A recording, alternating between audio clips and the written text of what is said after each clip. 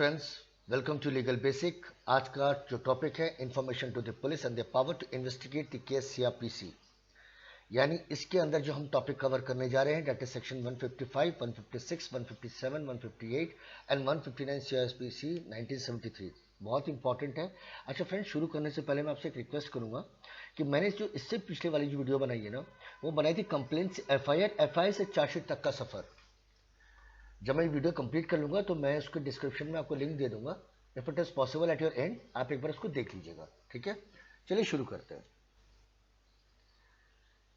Section 155 CrPC 1973 क्या कहता है? पहले मैं आपको डेफिनेशन बता देता हूँ, फिर मैं आपको एग्जांपल से समझाऊंगा। When information is given to an officer in charge of a police station of the commission within the limits of such station of a non-cognizable offence, he shall enter or cause to be entered the substance of the information in a book to be kept by such officer in such form as the state government may prescribe in this behalf, and refer the informant to the magistrate. देखिए, मैं आपको इसको ऐसे समझाता हूँ कि एक आदमी गया पुलिस स्टेशन, उससे बोला कि मेरे यहाँ पे एक ऑफेंस हुआ है, मान लीजिए, ठीक है, लड़ाई झगड़ा हुआ। अब पुलिस कहती है कि आपने जो मुझे इंफॉर्मेशन दी है, मेरे हिसाब से वो नॉन कॉग्निजेबल ऑफेंस है। नॉन कॉग्निजेबल ऑफेंस है, मैं एग्जांपल से बता रहा हूँ। नॉन कॉग्निजेबल ऑफेंस का मतलब जो सीरियस नेचर का नहीं होता। तो ऐसे केस में वो क्या करता है, जो जिसने पुलिस को इंफॉर्मेशन दी है, जो कंप्लेनेंट है, वो बोलता है ठीक है सर, कम से कम मेरी कंप्लेंट तो ले लो ना। देखा होगा आपने, पुलिस वाले कंप्लेंट नहीं लेते, है ना। तो क्या करते हैं कि उसकी कंप्लेंट पे वो स्टैंप लगा देते हैं, डीडी नंबर लिख के उसको दे देते हैं, और वो अपने खाते में इसको चढ़ा देते हैं, और उसको ये कहते हैं कि मैं इसको इन्वेस्टिगेट नहीं करूंगा, अगर आप चाहो तो मजिस्ट्रेट से जाके ऑर्डर ले आओ, क्योंकि मेरी नजर में ये नॉन कॉग्निजेबल ऑफेंस है, ये पुलिस कह रही है। तो that is section 155 CrPC sub clause 1 ये कहता है। अब सब क्लॉज 2 क्या कहता है?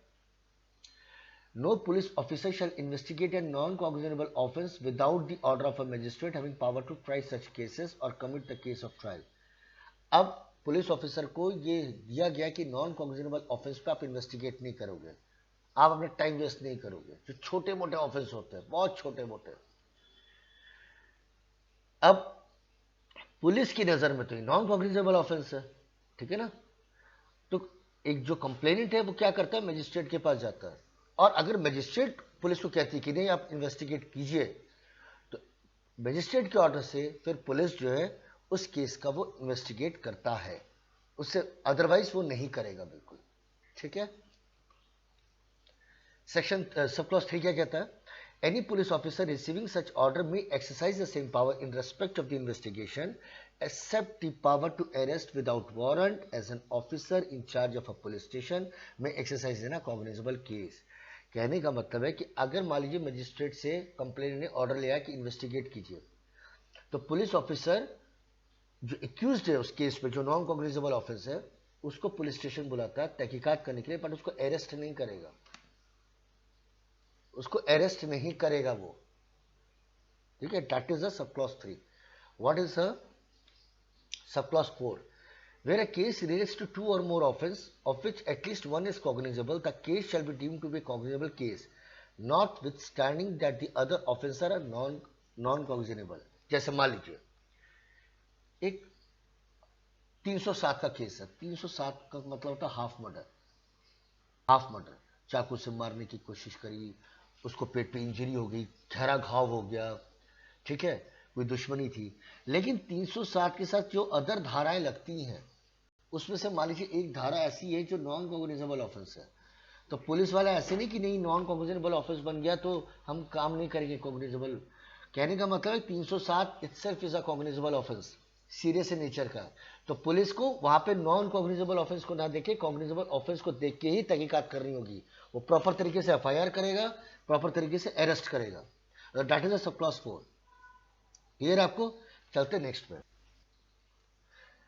सेक्शन 156 सीआरपीसी 1973 ये क्या कहता है? Any officer in charge of a police station may without the order of a magistrate investigate any cognizable case which a court having jurisdiction over the local area within the limits of such station would have power to inquire into or try under the provision of chapter 13. मतलब ये तो आपको clear है ना कि cognizable offence होगा तो police तो एफआईआर करेगी, उसको अरेस्ट भी करेगी, उसको जेल में भी डालेगी, उसको मजिस्ट्रेट के अंदर 24 घंटे के अंदर पेश भी करेगी, अगर कॉग्निजेबल ऑफेंस है। अब मैं आपको एग्जांपल समझाता हूं कि there is a place in Delhi called as Rajouri garden. अब रजौरी गार्डन काफी बड़ा एरिया है, वहां पे कोई ऑफेंस होता है। रजौरी गार्डन वैसे वेस्ट डिस्ट्रिक्ट में आता है, ठीक है।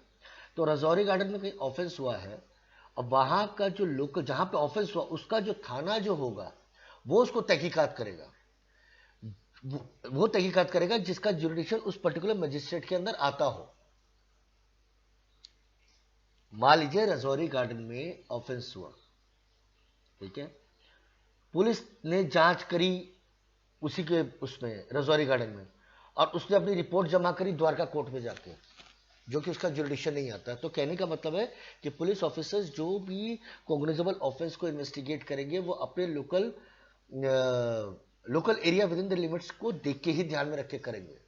ऐसे नहीं कि आपके एरिया में नहीं आ रहा आपने कर दिया, तो वो लीगल नहीं होगा, ठीक है। दूसरा, no proceeding of a police officer in any such case shall at any stage be called in question on the ground that the case was one which such officer was not empowered under this section to investigate। देखिए एक सीधी सी बात है, एक offence हुआ है, एक ऐसा police officer investigate कर रहा है, वो पूरा तहकीकात कर रहा है जो उसकी पावर में नहीं आता है। मान लीजिए हेड कांस्टेबल है, वो उसकी पावर नहीं है इन्वेस्टिगेट करने की, बट वो इन्वेस्टिगेट कर रहा है ताकि कोर्ट को सही पिक्चर दे सके कि ऑफेंस किस तरह से हुआ और क्या क्या हुआ है। तो आप उस पर चैलेंज नहीं कर सकते कि नहीं सर इसके तो पास पावर ही नहीं थी, कैसे इन्वेस्टिगेट कर लिया। नहीं, ऐसा नहीं है, वो इन्वेस्टिगेट कर सकता है। बट हाँ, इंपॉर्टेंट चीज ये है कि इन्वेस्टिगेट ढंग से करें, ये मैटर ज्यादा करता है, ठीक है।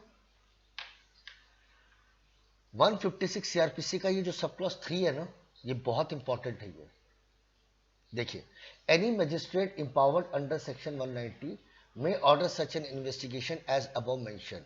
अब आपने तो सुना ही होगा कि जब आप पुलिस स्टेशन में या आपके दोस्त या कोई भी जो भी आपके कोलीग्स है, जो भी फ्रेंड्स है या किसी घर वाले हैं, वो पुलिस स्टेशन जाते हैं और वो पुलिस स्टेशन वाले कंप्लेन लेने से ना उनकी हालत खराब होती, नहीं हम कंप्लेन नहीं लेंगे। आपने सुना होगा, नहीं नहीं ऐसा कुछ भी नहीं है, जनरली सुना होगा, आपने देखा भी होगा। और आपकी नजर में ऑफेंस बहुत तगड़ा हुआ है, तो फिर आप क्या करोगे? तो आप जाओगे 156(3) के अंदर, यानी 156 सब क्लॉज 3 के अंदर आप एक मजिस्ट्रेट के सामने एक पिटीशन दायर करोगे और मजिस्ट्रेट को पूरा केस के बारे में बताओगे और इन मजिस्ट्रेट से रिक्वेस्ट करोगे कि सर इसको इन्वेस्टिगेट करने के लिए बोला जाए। अगर पुलिस आपका कंप्लेंट नहीं लेगी तो फिर आप करोगे क्या? आप घर बैठ जाओगे, और आपकी नजर में कॉग्निजेबल ऑफेंस है। मान लीजिए, इसको एग्जांपल से समझाता हूं, हस्बैंड वाइफ है, ये तो आप जानते होगे ना कि अगर वाइफ पे हाथ उठाया तो वो एक ऑफेंस हो जाएगा, ठीक है। या वाइफ कुछ भी अगर वुमेन के प्रति कुछ ऑफेंस होता है तो एफआईआर इमीडिएटली हो जाती है।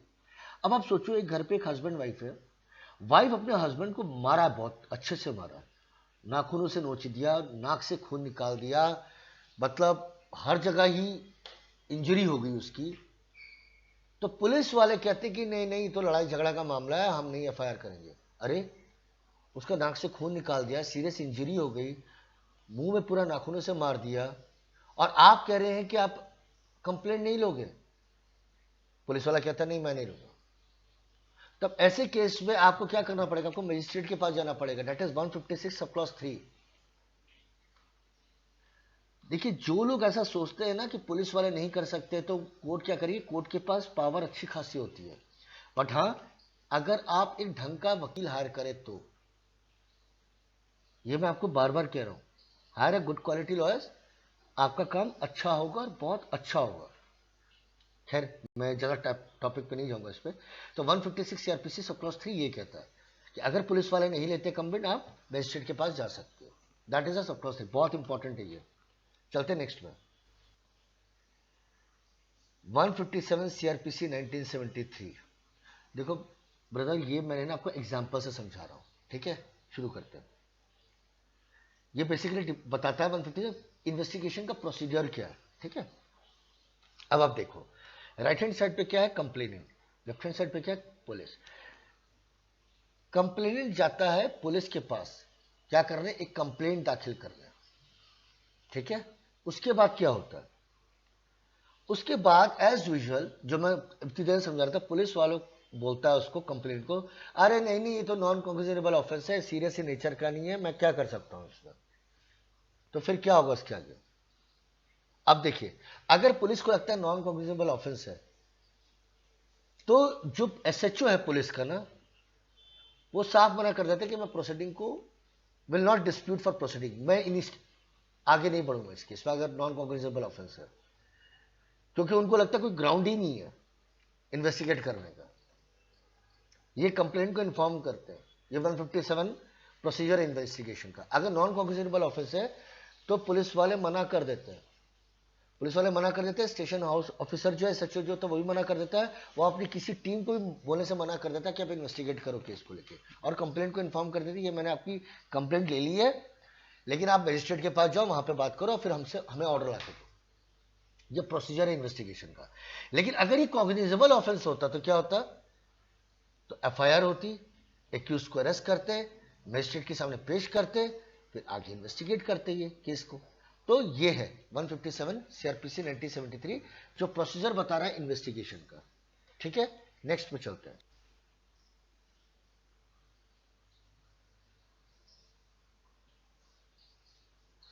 ये मैंने इकट्ठे कर दिया। 158 सीआरपीसी 1973 क्या कहता है कि रिपोर्ट कैसे सबमिट करते हैं। अब ध्यान से सुनिएगा, ये बहुत इंपॉर्टेंट है। आप ऊपर देख रहे मजिस्ट्रेट है, नीचे देख रहे पुलिस है, ठीक है। आप कंप्लेनेंट हो, एग्जाम्पल कंप्लेंट गया पुलिस के पास, पुलिस ने बोला कि नहीं नॉन कॉग्निजेबल ऑफेंस है, मैं इन्वेस्टिगेट नहीं करूंगा, तो वो गया मजिस्ट्रेट के पास, मजिस्ट्रेट ने पुलिस को बोला इन्वेस्टिगेट करने के लिए। तो जब पुलिस ने उस केस को पूरा दोबारा देखा तो उसने मजिस्ट्रेट को बताया कि सर ये नॉन कॉग्निजेबल ऑफेंस है, ये इन्वेस्टिगेट नहीं हो सकता। एग्जाम्पल के तौर से समझा रहा हूं। तो कहने का मतलब है कि जो भी रिपोर्ट बनती है कि कॉग्निजेबल ऑफेंस है आपने क्यों नहीं किया, या नॉन कॉग्निजेबल ऑफेंस है आपने क्यों नहीं किया, उसकी सारी रिपोर्ट मजिस्ट्रेट को जाएगी बाय ए सुपीरियर ऑफिसर, जो मजिस्ट्रेट को कन्विंस करेगा कि मैंने इन्वेस्टिगेट क्यों नहीं किया, और क्यों नहीं किया, what is the reason behind that.